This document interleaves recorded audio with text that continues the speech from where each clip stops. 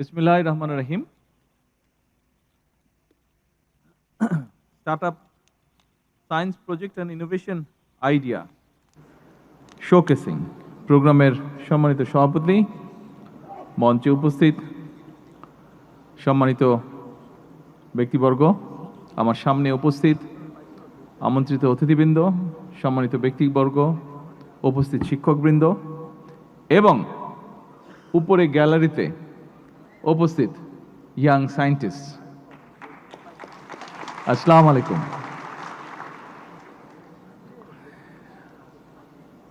আমি একটু আগে ওখানে যখন বসে ছিলাম তো বিভিন্ন জনের বক্তব্য শুনছিলাম, তা আমি তখন ভাবছিলাম যে কি বলবো।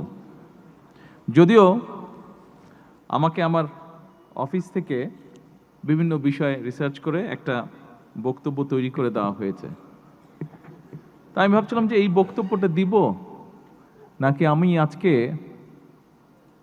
ফিউচার বাংলাদেশের যারা এই ফিউচারদের সাথে আমার কিছু চিন্তা ভাবনা এক্সচেঞ্জ করব।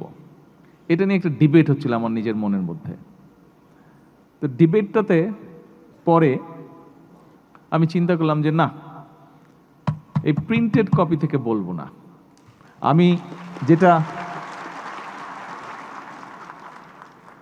ভালো হোক মন্দ হোক, যেটা আমি ফিল করছি আমার সায়েন্টিস্টদের সাথে আমি বা ইঞ্জিনিয়ারদের সাথে আমি সেটা নিয়ে আলাপ করতে চাই। ছোট বন্ধুরা,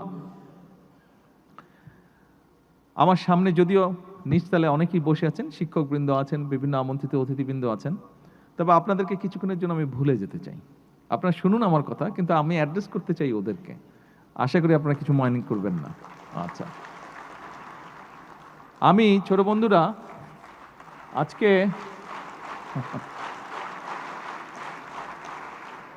আমি যখন আসলাম এই প্রোগ্রামটাতে, যখন যেখানে তোমরা সব এক্সিবিট করছিলে, ওখানে যখন দেখলাম, তখন কয়েকদিন আগে আমি আর্মি স্টেডিয়ামে গিয়েছিলাম। ওখানে আরেকটি স্পোর্টসের অ্যারেঞ্জমেন্ট ছিল। তারপরে দুটো মিলে যখন আমার মাথার মধ্যে পুরো জিনিসটা ভেসে উঠল, তোমাদের এই যে প্রজেক্টগুলো এক্সিবিট করছিলে, ওই দিন যেই খেলোয়াড়দেরকে দেখলাম, সব কিছু মিলে পুরো সিনারিওটা যখন আমার মাথার মধ্যে আসলো, যখন আমি কল্পনার ভিতরে আমার আসলো পুরো সিনারিওটা, আমার নিজেকে খুব কনফিডেন্ট মনে হলো।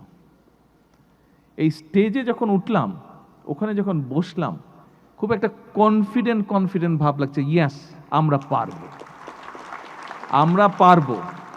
যাদের সামনে এইরকম ভবিষ্যৎ আছে, যাদের মধ্যে এরকম মেধা আছে, ওই মাঠের মধ্যে যাদেরকে আমি দেখে এসেছি খেলতে, আমার কাছে মনে হচ্ছে ইয়েস, বাংলাদেশের গেম চেঞ্জার হচ্ছে তোমরা। বাংলাদেশের গেম চেঞ্জার আমার সামনে বসে আছে।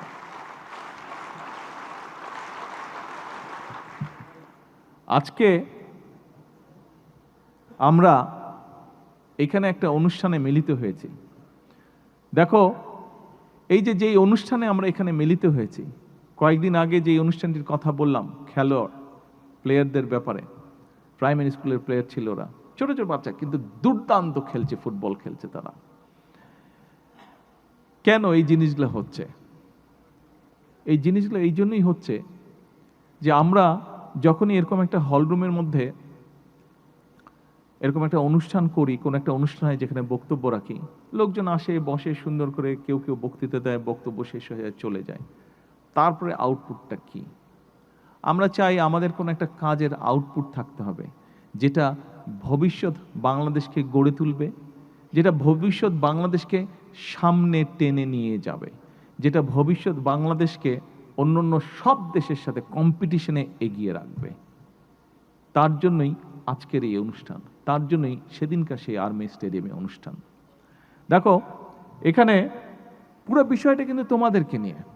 আমরা যা করতে চাচ্ছি, কম বেশি যেটাই করতে চাচ্ছি, সব কিছু কিন্তু তোমাদেরকে নিয়ে। তোমরা যারা দোতলায় আজকে বসে আছো, তোমরা যারা তোমাদের মতন তোমাদের আরও বন্ধু বান্ধব, সহকর্মীরা, ক্লাসমেটরা যারা সারা বাংলাদেশে ছড়িয়ে ছিটিয়ে আছো, কোটি কোটি, সব কিছু তোমাদেরকে ঘিরে।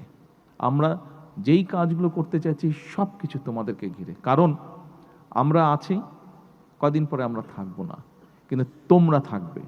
তোমরা বাংলাদেশকে সামনে নিয়ে যাবে, তোমরা বাংলাদেশকে গড়ে তুলবে। সেটা স্পোর্টসে হোক, সেটা ইনোভেশনে হোক, সেটা যে কোনো কিছুতেই হোক না কেন, বাংলাদেশকে ভবিষ্যতে সামনে পৃথিবীতে, ভবিষ্যৎ পৃথিবীতে তোমরা নেতৃত্ব দিবে।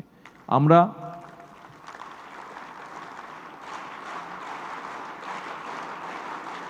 এবং সেজন্যই এখানে মাহাদি আমিন যখন বক্তব্য রাখছিল, এখানে মন্ত্রী সাহেব যখন বক্তব্য রেখেছেন, সেক্রেটারি সাহেব যখন বক্তব্য রেখেছেন, ওনাদের কথা থেকে কিছু কিছু জিনিস তোমরা জানতে পেরেছ। এই যে শিক্ষা ব্যবস্থার মধ্যে আমরা স্পোর্টসকে নিয়ে আসতে চাইছি, শিক্ষা ব্যবস্থার মধ্যে আমরা যে কালচারকে নিয়ে আসতে চাইছি, এই যে ইনোভেশনকে যে নিয়ে আসতে চাইছি, এটা কিন্তু হঠাৎ করে আমরা চিন্তা করিনি। এই যে এখানে মাহাদি আমিন আমার পাশে বসে আছে, এই মাহাদি আমিন এবং আমি এই যে এই পরিকল্পনাগুলো, এই যে দেখো তোমরা নিশ্চয়ই এর মধ্যে জানো, হয়তো কেউ কেউ পার্টিসিপেটও করেছো, সেটা হচ্ছে নতুন করি স্পোর্টস বা নতুন করি, বা এই যে অন্য স্পোর্টস যেটা এডুকেশন মিনিস্ট্রির আন্ডারে হচ্ছে। আমরা অলরেডি বলেছি কালচারাল মিনিস্ট্রি থেকে আজকে যেরকম ইনোভেশন নিয়ে প্রোগ্রাম হয়েছে, ঠিক কালচারাল মিনিস্ট্রি থেকেও প্রোগ্রাম হবে স্কুলে স্কুলে, কলেজে কলেজে। বাচ্চাদের কে গান করতে পারে, কে ছবি আঁকতে পারে, কে কবিতা আবৃত্তি করতে পারে, কে কোরআন কেরাত করতে প্রতিযোগিতা করতে পারে। এই যে তোমাদের মধ্যে থেকে যে বের করে নিয়ে আসতে চাইছি আমি, এই পরিকল্পনাগুলো কিন্তু গত 10-12 বছর ধরে আমরা করছি। মাহাদি আমিন যখন অক্সফোর্ডে পড়তো, ওর সাথে বসে বসে বসে বসে বসে বসে আমরা এই পরিকল্পনাগুলো করতাম, যে আমরা যখন যদি সুযোগ পাই, ইনশাল্লাহ সামনে সুযোগ পেলে তখন আমরা এই কাজগুলো করব। আমাদের ভবিষ্যৎ বাংলাদেশকে আমরা কিভাবে সাজাবো, সেজন্যই কিন্তু আমরা সিদ্ধান্ত নিয়েছি, যেটা বললাম ক্লাস 6 থেকে ক্লাস 1 থেকে 5 পর্যন্ত যতটুকু করা যায়, কিন্তু তখন তো বাচ্চারা ছোট থাকে, তারপরেও যতটুকু করা যায়। কিন্তু 6 থেকে 12 পর্যন্ত বাচ্চাদেরকে আমরা যেরকম একটা থার্ড ল্যাঙ্গুয়েজ দিচ্ছি, তোমরা তো বাংলা পড়ছো, বাংলা বলছো, সাথে ইংরেজিও করছো, ইংরেজিটার উপরে আমরা জোর দিতে চাইছি। ইংরেজিতে আরও যাতে বেটার তোমরা বলতে পারো, লিখতে পারো, পড়তে পারো। একই সাথে আমরা তোমাদের জন্য আরও কয়েকটা ভাষা সিলেক্ট করব, যেই ভাষাগুলো মধ্যে যে কোনো একটা শিখলে তোমার একটা থার্ড ল্যাঙ্গুয়েজ জানা থাকবে। তার ফলে তুমি দেশের ভিতরেই হোক, এই যে এখানে দেখো একটু আগে আমাদের দুটো মেয়ে কি সুন্দর চাইনিজ ভাষায় কথা বললো। এখন এই যে যখন চায়নায় যাবে, ওরা যদি চায়নায় যায়, ওদের কিন্তু কোনো সমস্যা হবে না। ঠিক তুমি যদি জার্মানিতে যাও, বা তুমি যদি জাপানে যাও, তুমি যদি ফ্রান্সে যাও, তুমি যদি মিডল ইস্টে যাও, তোমার যদি সেই ভাষাগুলো জানা থাকে, তখন কিন্তু তোমার সেটা তুমি চাকরি বাকরিই করো অথবা যে কোনো কাজই করো, তোমার কিন্তু সেখানে সমস্যা হবে না। কাজে এই যে ভাষাটা আমরা তোমাদেরকে শেখাতে চাইছি, এরকম স্কুলের মধ্যে আমরা ভাষাটা নিয়ে আসবো। একই সাথে ইনোভেশন তো আছে।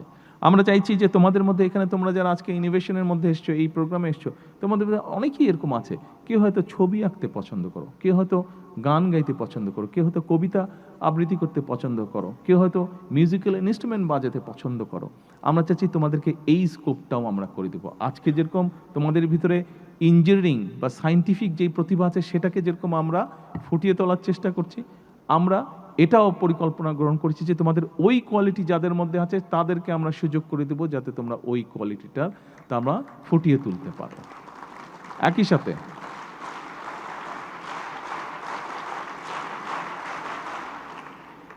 সাথে এটা তো গেল কালচারের ব্যাপার, গেল ইনোভেশন ব্যাপার। এরপরে আসো, তোমাদের মধ্যে নিশ্চয়ই এরকম অনেকে আছে কোনো না কোনো স্পোর্টসে ভালো, হয়তো ফুটবলে অথবা ভলিবলে অথবা সুইমিংয়ে অথবা ব্যাডমিন্টনে অথবা ক্রিকেটে, কোনো না কিছু। আমরা কতগুলো স্পোর্টস তোমাদের সিলেবাসের মধ্যে নিয়ে আসবো।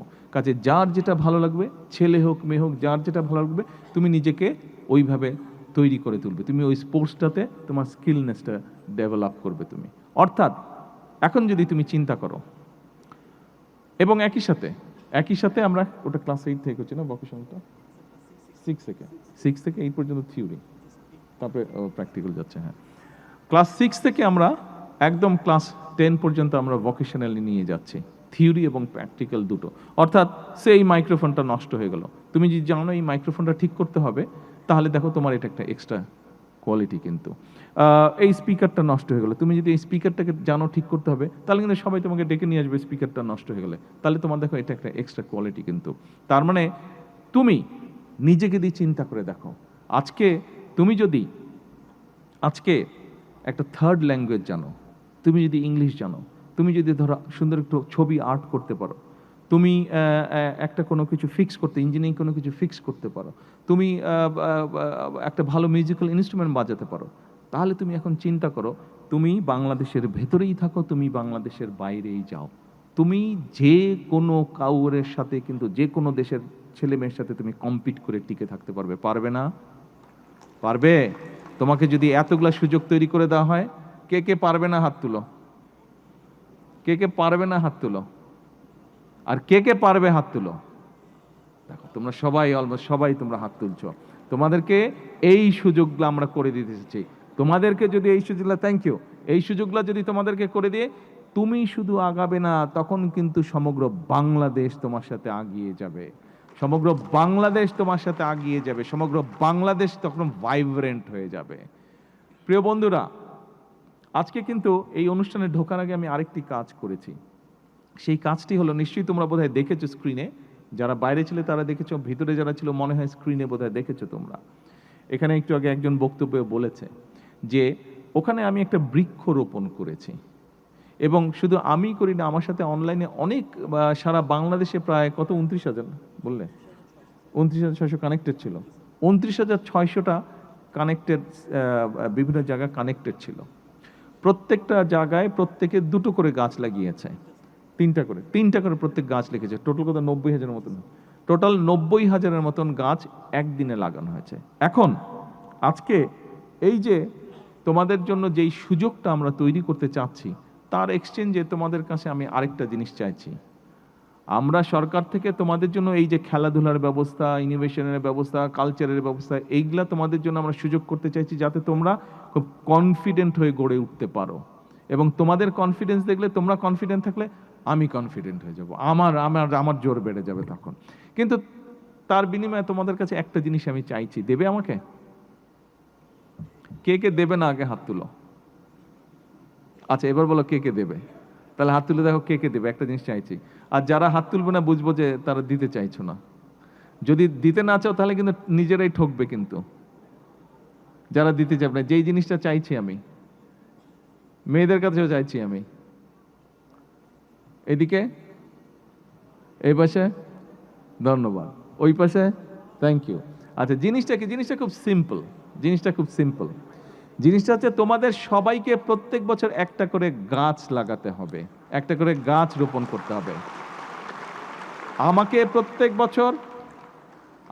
প্রত্যেক বছর একটা করে গাছ উপহার দিতে হবে। আমাকে দিতে হবে মানে আমাকে ফিজিক্যালি দিতে হবে না। তুমি যেখানে থাকো, তুমি যেখানে মাঠে খেলো, তুমি যে বাসায় থাকো, অথবা যেখানে থাকো, যেই স্কুলে পড়ো, যেই কলেজে পড়ো, ওখানে কোনো এক জায়গায় প্রত্যেকে একটা করে, প্রতি বছর একটা করে গাছের চারা রোপণ করবে। পারবে? পারবে? এই কঠিন কাজটা করতে পারবে? আচ্ছা, কেন কঠিন কাজটা তোমাদেরকে করতে বলছি? দেখো, কঠিন কাজটা আমি এই জন্য তোমাদেরকে করতে বলছি, এই দেশে তো আমাদের সবাইকে থাকতে হবে, তাই না? তো এই দেশে যদি আমরা সবাই থাকি, তাহলে আমাদেরকে তো বুক ভরে একদম শ্বাস নিতে হবে আমাদেরকে।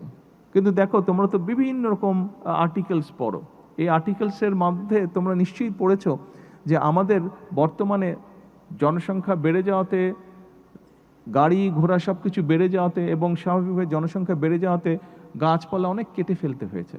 ফলে আমাদের বাতাস কিন্তু অনেক পলিউটেড হয়ে গিয়েছে। আমরা যদি এখন এই মুহূর্তে যদি এটার ব্যাপারে ব্যবস্থা না নিই, তাহলে কিন্তু আমরা একসময় পরিষ্কার বাতাস, বিশুদ্ধ বাতাস কিন্তু শ্বাস হিসাবে নিতে পারবো না। সেই জন্য আজকের এই অনুষ্ঠানে আমরা এত সুন্দর একটা অনুষ্ঠান করলাম, কিন্তু এই অনুষ্ঠানটাকে যদি সত্যিকারভাবে আমরা এটাকে যদি ফ্রুটফুল করতে চাই, তাহলে আজকে এই রিকোয়েস্টটা আমি তোমাদের কাছে করছি। এবং তোমরা প্রতি বছর আমাকে দিতে হবে না, তুমি তোমার নিজের জন্যই কিন্তু একটা করে গাছ রোপণ করবে।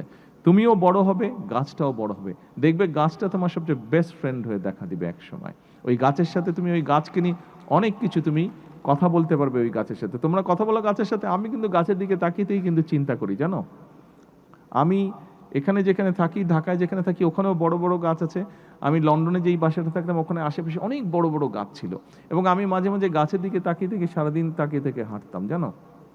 এটা একটা ডিফারেন্ট ফিলিং কিন্তু, যখন বড় গাছ দেখবে খুব সুন্দর লাগে দেখতে।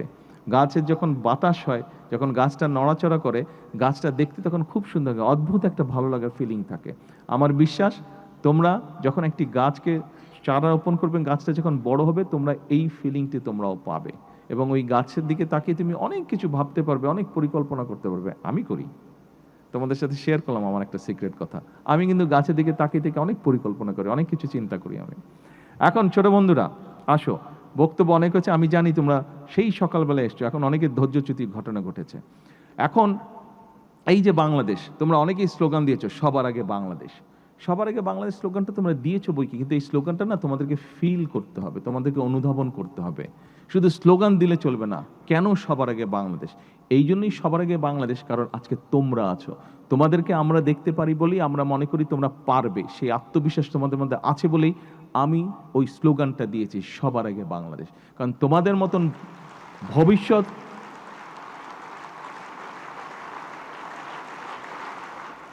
তোমাদের মতন ভবিষ্যৎ যেই দেশে থাকে, সেই দেশকে এত টেনশন করতে না, সেই দেশকে এত চিন্তা করতে না, শুধু দরকার ডিসিপ্লিন। আরেকটা বিষয় তোমাদেরকে আমি বলতে চাই, আমাদের সকলকে কিন্তু ডিসিপ্লিন হতে হবে।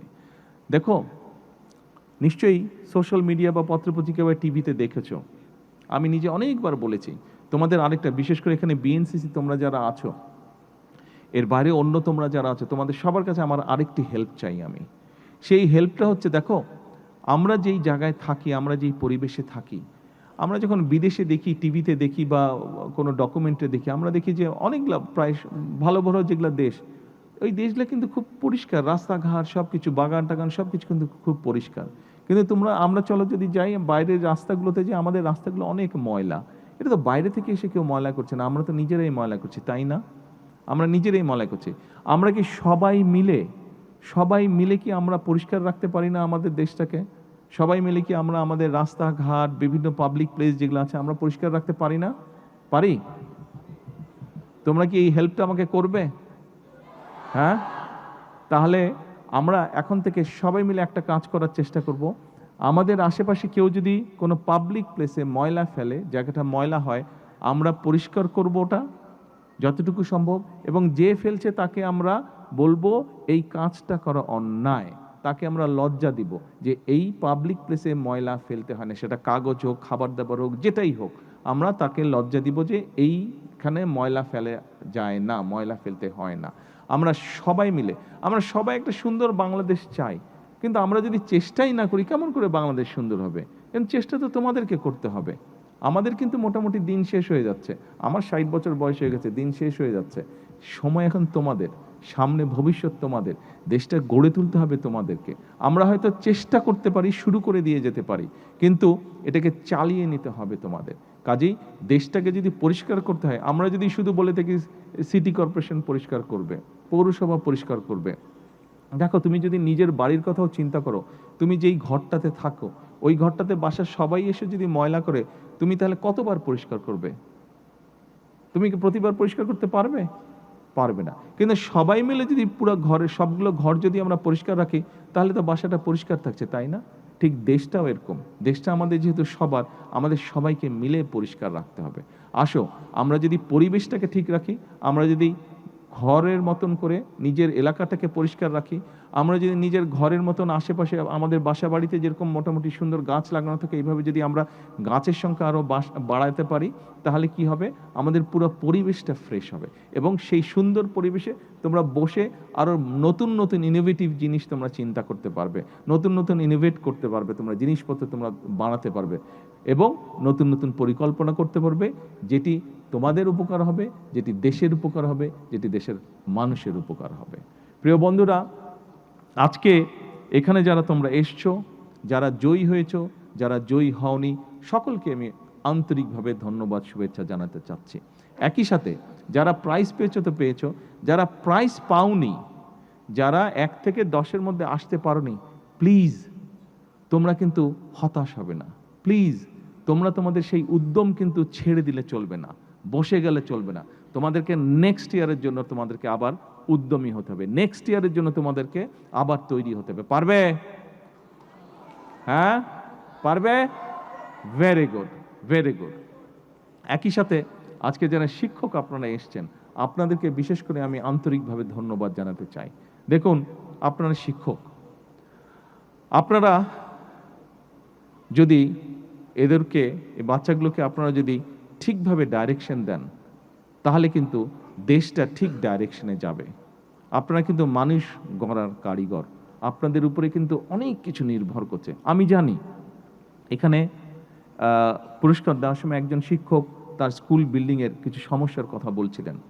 আমাদের অনেক সমস্যা আছে, আমরা কেউ বলছি না যে সমস্যা নেই, কিন্তু এই সমস্যাগুলো একদিনে যেমন আমরা সমাধান করতে পারবো না, আমাদেরকে পর্যায়ক্রমিকভাবে সমাধান করতে হবে। কিন্তু এটাও ঠিক, একটা দেশে মানুষ অর্থাৎ যারা ভবিষ্যৎ, এদের যদি শিক্ষা থাকে, এদের যদি সঠিকভাবে মানবিকতা থাকে এবং এদের যদি দেশের প্রতি প্রেম থাকে, মূল্যবোধ থাকে, তাহলে এর চেয়ে আর বড় সম্পদ কোনোটা হতে পারে না। এবং সেই সম্পদকে যদি আমরা সঠিকভাবে কাজে ব্যবহার করতে পারি, সেই সম্পদকে সঠিকভাবে দেশের জন্য ব্যবহার করতে পারি, তাহলেই আমরা আমাদের সেই কাঙ্ক্ষিত বাংলাদেশকে গড়ে তুলতে পারবো। প্রিয় শিক্ষকবৃন্দ, আমি জানি বিভিন্ন জন আপনারা বিভিন্ন সমস্যার মধ্যে আছেন, কষ্টের মধ্যে আছেন। তারপরে আসুন, আমরা কম বেশি প্রত্যেকের অবস্থানে কিছু না কিছু সমস্যা, কষ্টের মধ্যে আছি। সেই কষ্টের মধ্যে থেকেই আপনারা এতদূর নিয়ে এসেছেন। আসুন আমরা যদি সকলে মিলে চেষ্টা করি, তাহলে সেই কষ্টটাও আমরা যেমন কিছুটা অনেকটাই হয়তো ইনশাল্লাহ কমিয়ে ফেলতে পারবো, কিন্তু একই সাথে আমরা একটা সুন্দর বাংলাদেশ গড়ার কাজও শুরু করতে পারবো। পরিশেষে আমি শিক্ষা মন্ত্রণালয় সহ এই সুন্দর অনুষ্ঠানটিকে সুন্দরভাবে উপস্থাপন করার জন্য যারা যারা কষ্ট করেছেন, প্রত্যেকটি মানুষকে আমার আন্তরিক শুভেচ্ছা এবং ধন্যবাদ জানিয়ে, এবং ফিউচার বাংলাদেশের একটি শক্তিশালী ফিউচার, এই প্রত্যাশা ব্যক্ত করে আমার বক্তব্য শেষ করছি। আল্লাহ হাফেজ। বাংলাদেশ জিন্দাবাদ।